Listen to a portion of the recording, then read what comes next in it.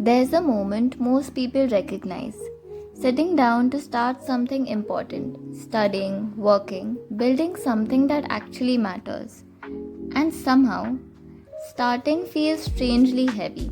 Not impossible, just difficult in a way that's hard to explain. So the mind reaches for a simple explanation. Maybe this is just laziness. Maybe some people simply have more discipline than others. Maybe motivation is the missing ingredient. But something interesting happens when psychologists actually study procrastination. The explanation people usually give themselves turns out to be wrong, because the problem is rarely laziness and the brain is doing something much more complex.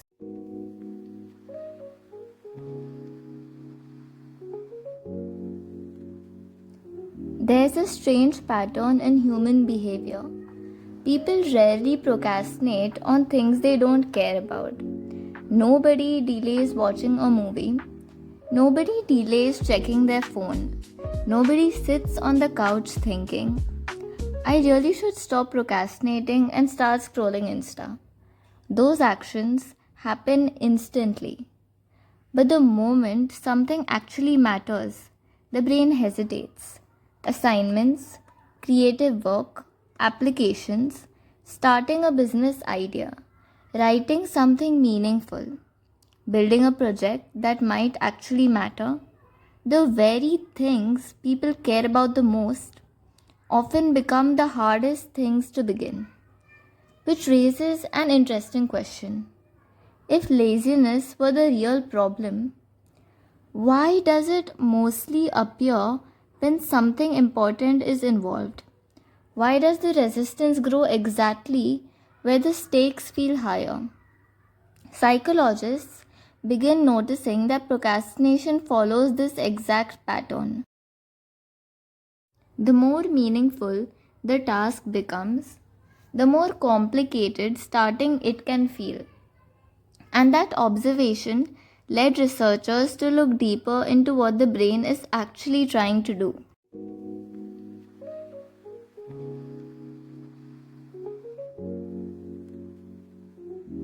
One of the most important discoveries about procrastination is that it's closely tied to self-evaluation.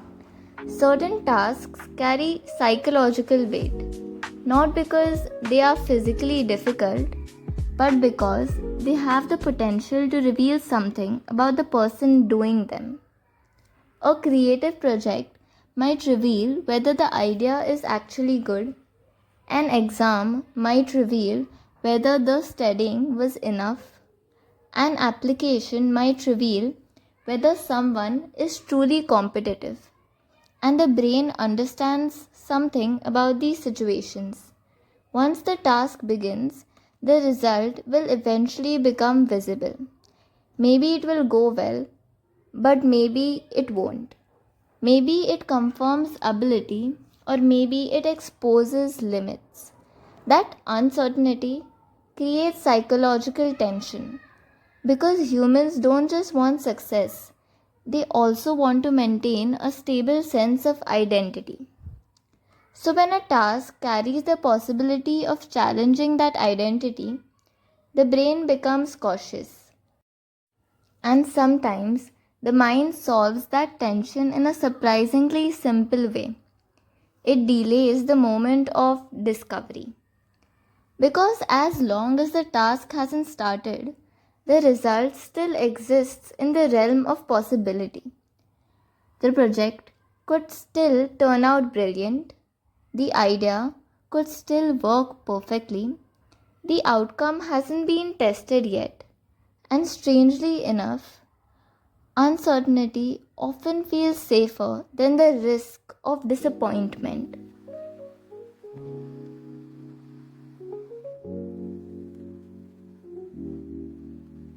This pattern isn't only psychological, it also has a neurological explanation.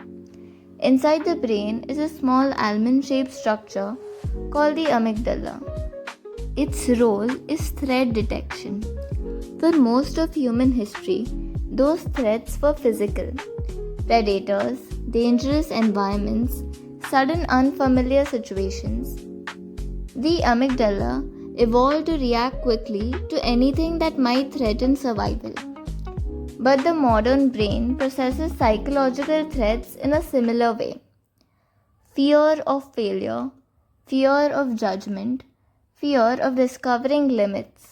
When the brain anticipates those situations, the amygdala activates the stress response. And once that stress response begins, the brain shifts priorities. Instead of focusing on long term goals, the nervous system begins focusing on reducing discomfort. At the same time, the prefrontal cortex becomes less efficient. The prefrontal cortex is the part of the brain responsible for planning, focus, and deliberate decision making. It's what allows people to organize ideas, solve problems, and stay engaged with difficult work. But under stress, that system temporarily weakens. The brain becomes less interested in strategic thinking and more interested in emotional relief. And that's the moment when distractions suddenly feel incredibly appealing. Scrolling, watching something, cleaning the room, checking messages, doing anything that creates a small reduction in psychological tension. From the outside, this behavior looks like laziness, but neurologically, it's actually avoidance of the perceived threat. The brain isn't refusing effort, it's attempting to protect the nervous system from discomfort.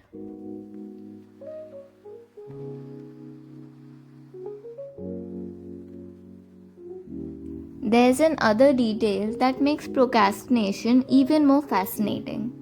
The brain often prefers imagined success over real, uncertain progress. When something hasn't started yet, the mind is free to imagine the best possible version of it. The essay could be brilliant, the project could be original, the idea could turn into something impressive, as long as the work exists only in imagination. The outcome can remain perfect. But the moment the process begins, reality enters the picture. Reality includes mistakes, half-formed ideas, rough drafts, experiments that don't work, and those moments can feel uncomfortable because they challenge the ideal version the mind created beforehand. So sometimes the brain protects that imagined version of success by delaying the start. As long as the work remains untested, the possibility of greatness still exists, which means the identity attached to that possibility remains safe. And the mind quietly labels that delay as laziness, even though something much deeper is happening.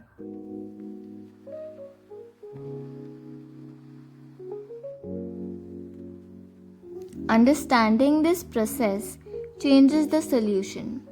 Because if procrastination was simply laziness, the answer would be force and discipline. But if the brain is responding to psychological threat, the solution is different. The goal becomes reducing the signals that make the task feel dangerous. One way to do that is by removing identity pressure. When every attempt feels like a test of ability, the brain treats the activity as high risk. But when an activity is framed as exploration, the nervous system reacts differently. Curiosity activates approach behavior. It tells the brain that the task is an opportunity rather than a judgment. Even highly skilled creators rarely begin with perfect ideas. Most progress begins with rough drafts and imperfect attempts. And when the brain understands that experimentation is allowed, the resistance to starting becomes much smaller. Another powerful strategy is reducing ambiguity. The brain dislikes tasks with unclear entry points.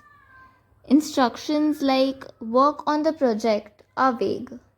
The mind doesn't know where to begin, and uncertainty increases cognitive friction. But specific actions reduce that friction. Open the document, write one sentence, review one paragraph.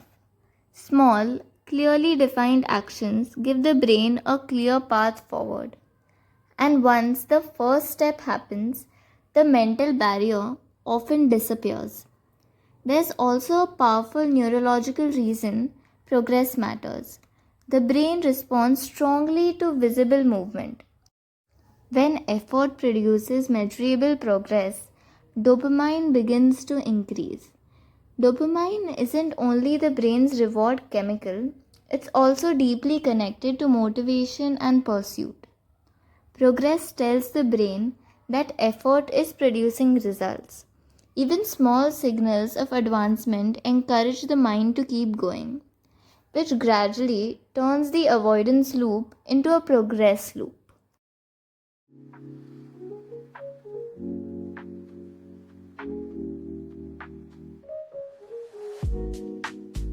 The idea that people are simply lazy sounds straightforward, but the brain rarely works in such simple ways. What often looks like laziness is actually a nervous system trying to protect itself from pressure, from judgment, from the possibility of discovering uncomfortable limits. And once that mechanism becomes visible, the goal changes. Instead of forcing productivity through pressure, the focus shifts towards making the work psychologically safe enough to begin. Because when the brain no longer detects a threat, something surprising happens. The resistance that once felt heavy quietly disappears, and starting becomes much easier than expected.